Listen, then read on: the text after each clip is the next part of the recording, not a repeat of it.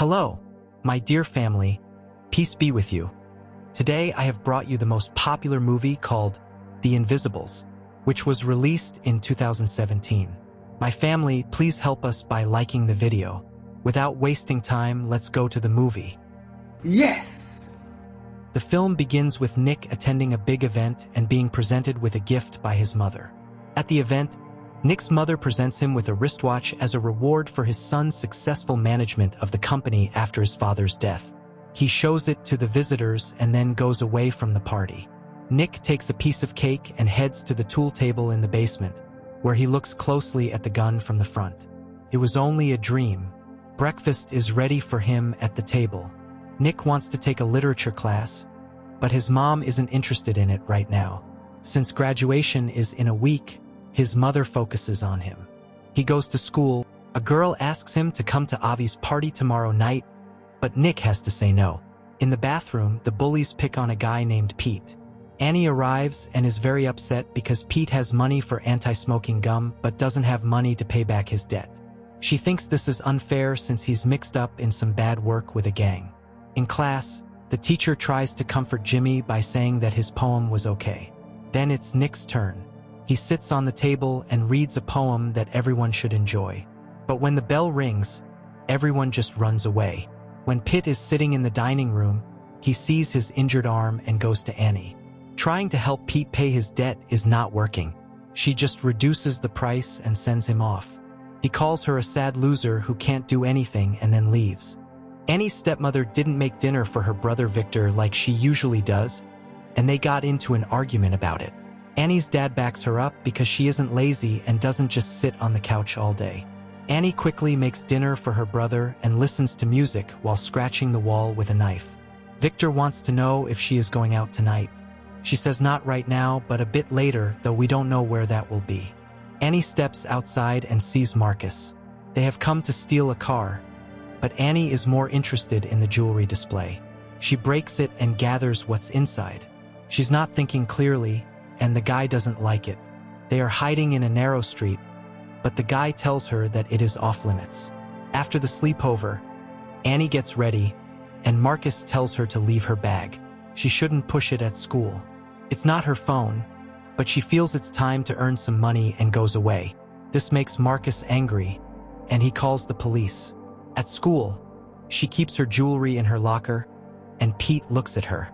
As she walks around the school and glances at Nick, the police open the drawer. When they find the jewels inside, she gets arrested. From the station, she calls Marcus and tells him she is free after paying bail. The trial is in a few weeks, but before then, she has an idea of who tricked her. She will solve the mystery on her own. Detective Brian heard this conversation. Annie teases him at the train station. She believes he is the one who told on her because Pete was looking at her at the lockers.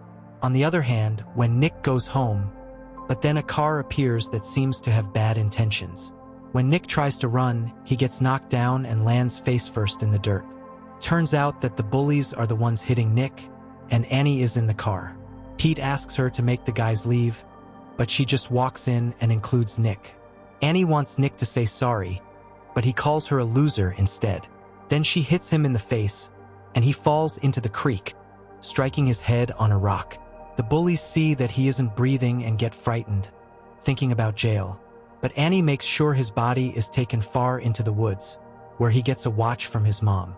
They find a manhole in the woods and hide his lifeless body there. We notice that his eyelids are still moving. She visits Marcus to tell him what she did. He kicks her out the door. In the morning, she burns her sweater to stay warm, while a healthy Nick comes out of the woods. He arrives at school and asks the girl why she didn't go to London, but she doesn't respond. When the teacher asks a question, Nick answers it quickly, but the teacher doesn't hear him and repeats what he said. When she asks for comments about the last line from the speaker, who is Nick, the boys make fun of him. He thinks everyone is joking with him. It's like a prank. He throws the book at the shelves, but when he looks back, the book is there again. In the principal's office, he tries to call his mom, but when the principal comes in, the phone slips out of his hands. His mom calls him because she can't find Nick.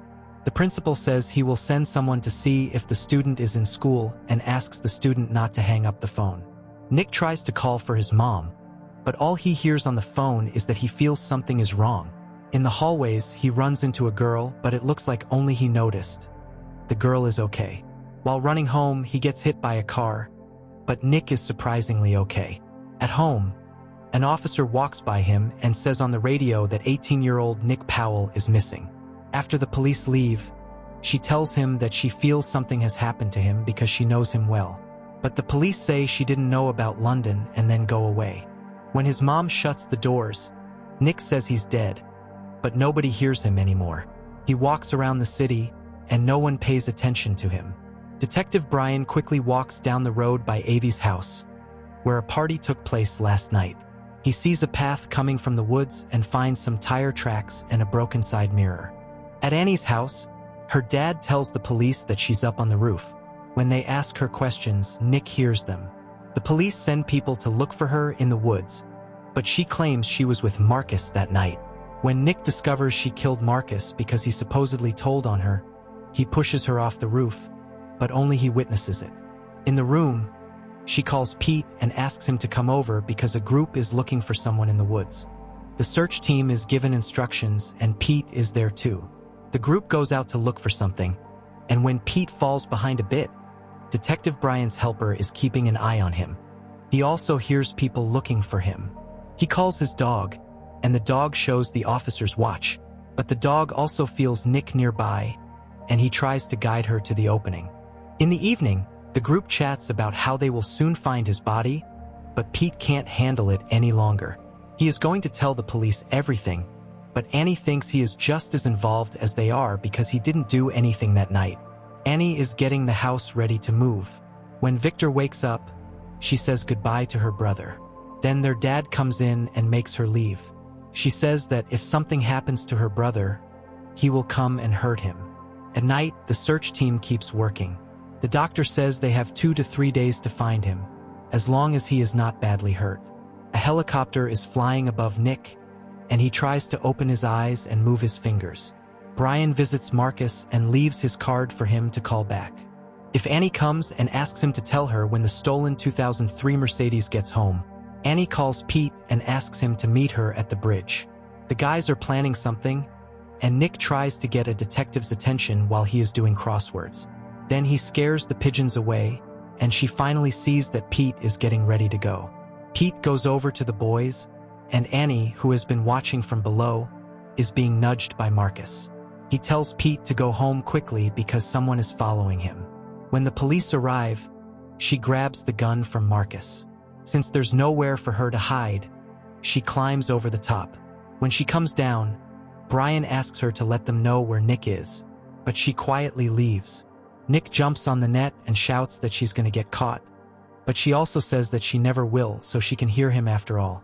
Annie goes to the club to get money for the ring she took, and then she dances to forget her troubles. She has long hair, and Nick is either surprised or happy about it because she always wore a hat. In the morning, she visits her mother's grave to say sorry. Nick tries to talk to her because he knows she can hear him, but she just walks away. Annie breaks open the school doors and hides some money in an envelope for Victor in her locker. Nick asks her to tell the police where her body is. When he shouts, she turns around, but she thinks she might be losing her mind. She wants to take a shower and calm down, while Nick is feeling tired as he tries to wake up. He lays down with her on the exercise mat and tries to bond with her. She cries a little, and Nick only wakes up the next morning when she is gone and school has begun. Right now, she goes to his house and crashes through the doors. She goes to his room, and they look at his baby photos together, and she enjoys herself. While Nick is unconscious again, his mom arrives and Annie runs away. She rushes into the woods to the hatch with his body. But Nick isn't there. Nick tells her to look at something close by. She sees it, and it turns out to be a pack of Pete's candy that helps people stop smoking. She tells Nick to wait and then runs off. At school, Annie talks to Pete, and he tells her that Marcus told on her. Marcus leaves the station and sits with his friends, but Annie shows up and asks them to leave. The guys give him a gun before they go. She tells him to go away, while Pitt plans to take too many pills. Annie has already made Marcus kneel so she can shoot him because he told on her and Nick is still alive. Pete arrives and tells Nick that they crashed his car against the rocks by the road. Pete's mom and dad rush into the room, and he wakes up. Marcus tells Annie that the body is by the dam, and she goes away. But it wasn't easy.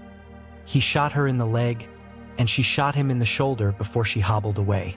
Annie calls Brian and tells him to take the money from the locker and give it to Victor.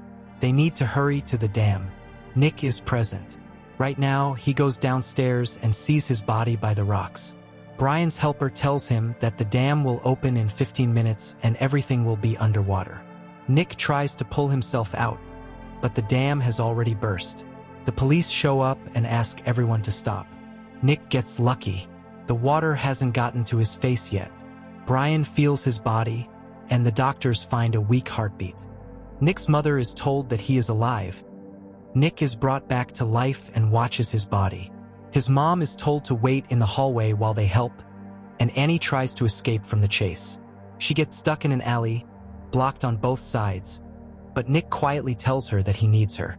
She probably hears him and manages to get past the fence. Soon after, the police discover her empty car, while she quietly sneaks into the hospital through a back door.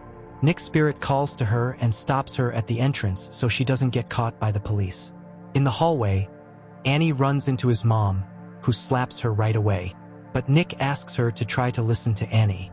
She tells her mom that she isn't sure how, but she feels like he's nearby, and she can hear what he says or what he wants. She starts to say his words, telling her that she has been in his room since he disappeared and was reading his poem for the first time. Her mother understands that it really is Nick. Annie wants to go in and see Nick for a little while. She can help and bring him back. She lies down beside him and uses the pen her mom gave her to ask him to return. Then Nick's spirit knows it's time for him to go, and his body wakes up and thanks her for saving him. After that, they both faint. Victor is flying the plane. When it comes back to land, Nick comes over and asks why the boy is alone. But he says that his parents don't know he is here. His sister was supposed to take him, but she passed away. Then Nick says he will send her a letter. He writes a note to Annie on the plane to say hello before she takes a long flight. The movie ends here. Please, my family, don't forget to like the video and subscribe to the channel. Thank you.